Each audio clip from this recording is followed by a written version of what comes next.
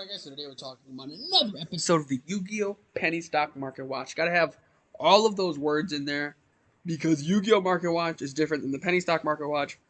Penny Stock Market Watch is different than the Yu-Gi-Oh! Penny Stock Market Watch, so it's all its own different thing. But we're just gonna jump in real super duper fast and quick in here and try to figure out what's going on with this little guy.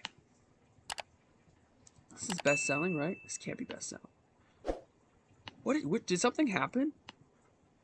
Market high to low. No, it's it's clearly best selling. These are clearly the fifth best selling card is the dual terminal version. I guess it's in Arsenal Chapter 1. Interesting. Okay. So interesting. Okay.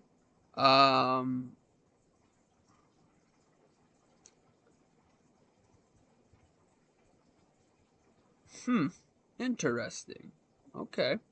So anyway, polymerization. It was, I mean, it's been sitting at a roughly around this spot anyway. I actually think when it comes to probably why this card was bought, 'cause I actually don't know why this is so popular. Maybe, I guess if we look at other versions of polymerization, we might be able to get a idea. Oh, it's good. Okay, we gotta go like this. That's fine. There's so many different versions of, like, that's the thing. Like, there's so many different versions of polymerization. If we look at the alternate arts, though specifically is what I was looking for. I'm trying to see how cheap the alternate arts are, because the alternate art for polymerization, some alternate arts are weird. I actually kind of like the alternate art for polymerization. And here it is, a Fusion Enforcers version, 445, market price of 5. Duelist Pack Yugi version. Dual Terminal 4 version, super expensive. If we go back here again to see what this was, Polymerization C, Kidoki, Polymerization A. There's a B as well. I'm trying to see however many alternate arts there are of polymerization that are under $5. It looks like, okay, so none. Okay, so, excuse me, this looks like the cheapest alternate art version of polymerization, which is pretty crazy. If you think about it, like, this is not a very, like, meta heavy card. Like, there's not really any decks that are playing this card, but this card, similar to Blue Eyes, Dark Magician, it's just, it's popular because of the TV show. Same thing goes with Lava Golem. Now, Lava Golem is a little bit different than polymerization, though, because Lava Golem could see some, like, niche play if your normal sum is not that relevant. And I think that's why we've seen this card shoot up. Because if you remember the polymerization that we just saw, it was up and then it started to go back down, right? If you just look at it again, it was up and then it started to go back down, and it kind of hit a low point at the start of last week, and it's been creeping back up. I think that's the only reason why we see it as the number 5 best-selling card there. But if we look at Lava Golem, this card is like better than a kaiju because it can do 2, but you can't normal summon, but it also burns. So it's an interesting thing. Like, take for example a deck like Floandrees. Floandrees, with the right situation, can play through Lava Golem. Tri-Brigade. Tri-Brigade, with the right situation, can play through Lava. I think Virtual World might be able to as well. Like, just decks that don't really need to normal summon can play Lava Golem, and it works just as well. I mean, there's obviously the Winged Dragon Raw Sphere mode, but last time I checked, there are no versions of that card under $10 really. So interesting option is all I'm gonna say. There is just, it's funny because last week's Market Watch, if you guys remember, there was like maybe 1 or 2 new cards, and so we're seeing a bunch of different cards start popping up. But we see Sales Ban here. This is actually at $5 on the not there. There's a few, literally a few copies that are still under $5. Declare one name for the rest of the turn. Your opponent cannot activate cards or effects that name. This same restriction applies to you, but the rest of the duel Okay, actually, I kind of like this card. So this is honestly a great card. I don't think you can main deck it, but even it wouldn't be horrible main decking it. The only thing is going second, it's not really that great. Going first, it's only good if you know what you're playing. So that's why I would say side deck. But like you could just say like Sword Soul Moyi or whatever Emergence, right? Or whatever one is the card that surges, the spell card that surges, right? Or Tri Brigade Fractal, or Eldritch the Golden Lord, or whatever the Golden Lord's name is, right? Obviously, you'd need to know what the name is because you gotta say the name correctly. So okay, I get it. I get it. It's a niche card. Probably saw play randomly, but honestly, yeah, this card has been really, really expensive before because people probably thought it could be really good. Sorry if I sound a little different. I've been under the weather. I think my allergies just acting up though because the weather just randomly got really good. That's okay. I'm not complaining about that for sure. We have TMS, the United Dragon.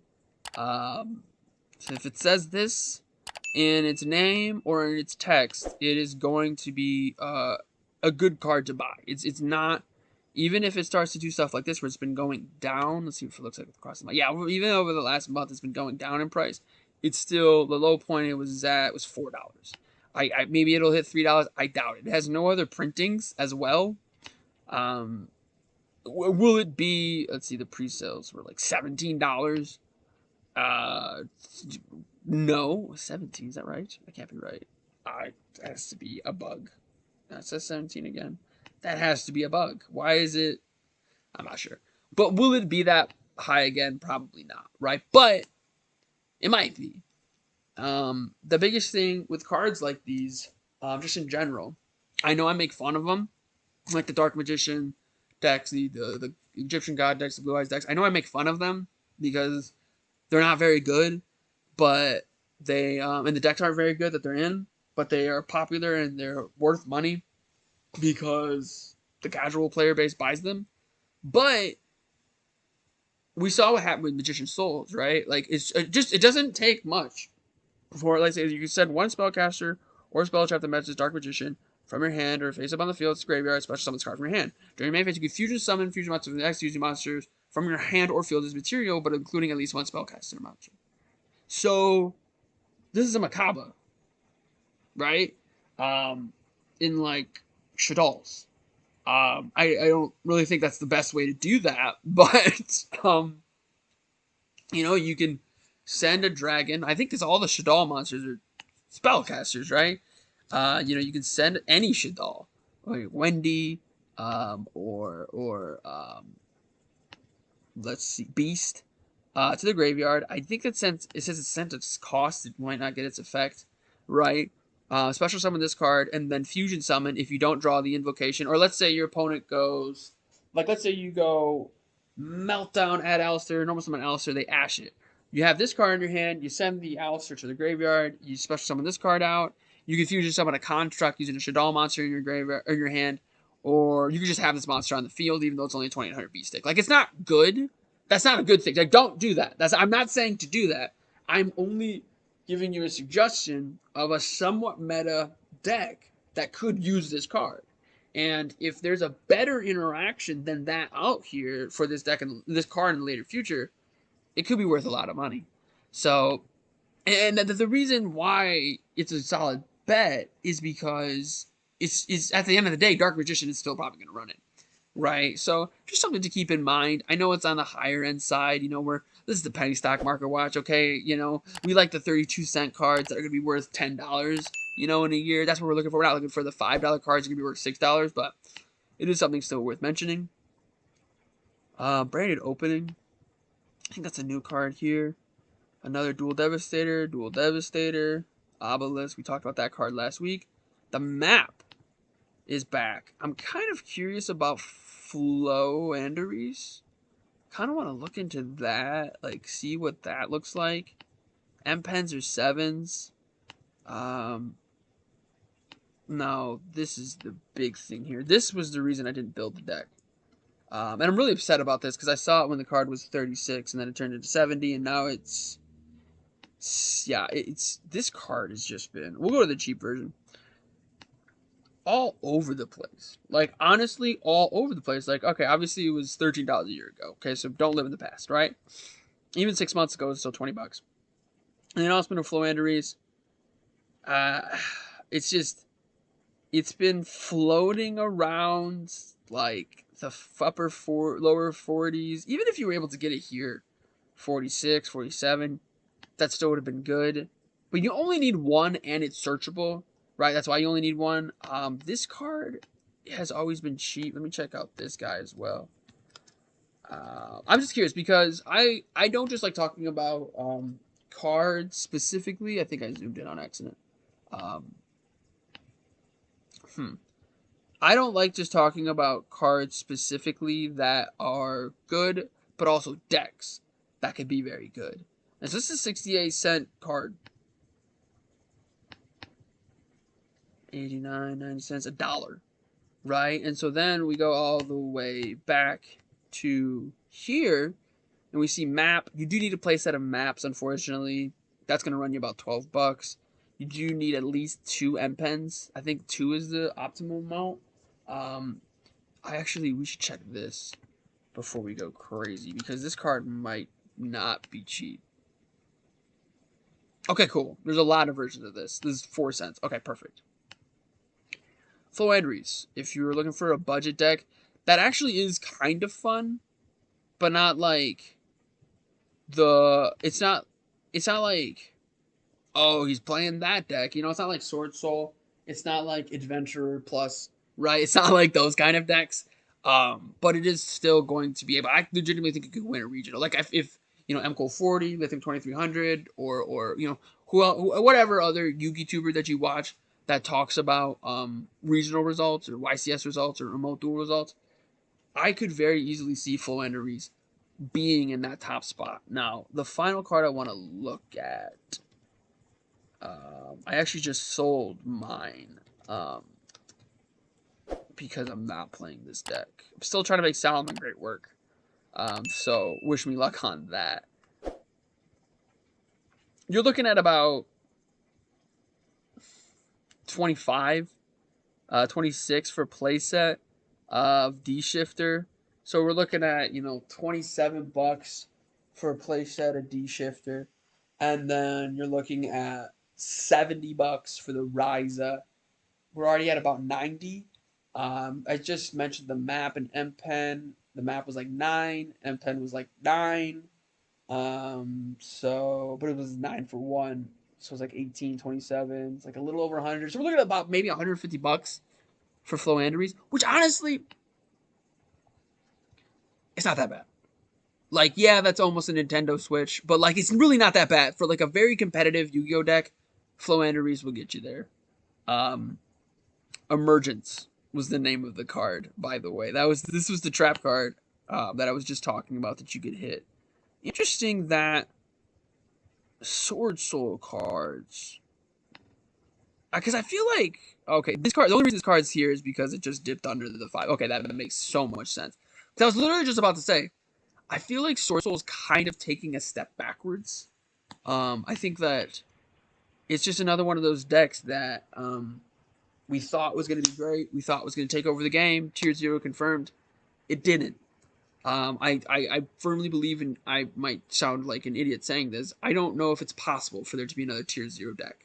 And the reason for that is there's just been so many archetypes cards that, like, it's impossible for a deck to just counter every single deck in the game. Like, if you look at, like, Crystron, Dark Magician, even if you just looked at this page, like, if you look at Exo Sister and Psy-Frames, like pure Psy-Frames, right? We look at Dark Magician. We look at Blue Eyes. We look at this archetype, Despia. Yeah, I had to remember this a little bit better there. We look at DDDs. We look at Eldritch, right? Those 6 archetypes all function so different. You know, Floandries doesn't really use its extra deck. Eldritch sometimes doesn't use its extra deck. Sometimes it uses extra deck a lot. It's like combo heavy. DDD definitely uses its extra deck, but it uses a lot of different archetypes. You know, Despia is more on that fusion base. Dark Magician's more of like a set, interact on your opponent's turn. Psyframe is crazy. If you've ever played against a pure Psyframe deck, that is crazy, right? Like, Exo Sister is insane. And that's just like from this page. So there's so many different archetypes. I legitimately don't think it's possible for there to be a tier 0 deck. I could be wrong, but I think that's why we're seeing Sword Soul cards. Even this card. This card, I've talked about it on a Market Watch before. It was higher previously. Even if you just look at it like $3, $3, $3, it was just recently sold at $2.75.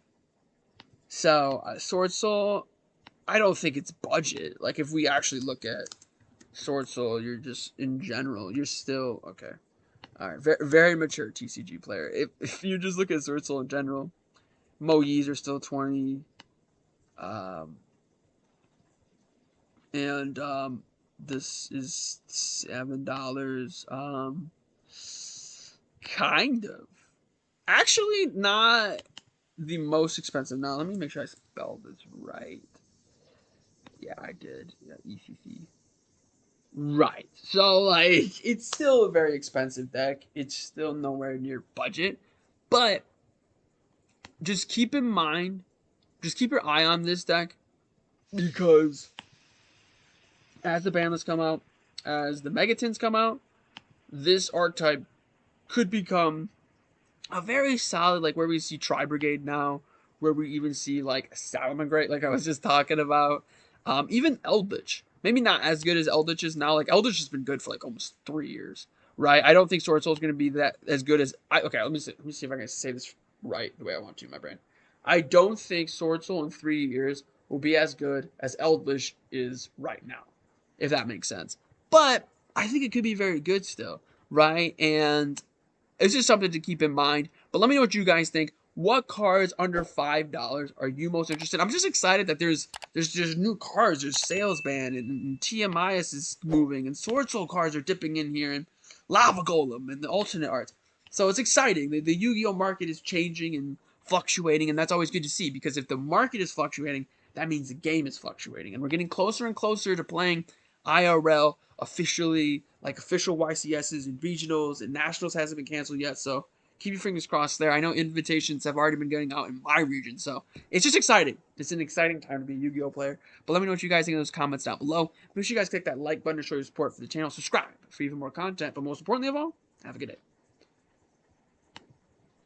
I didn't cough once.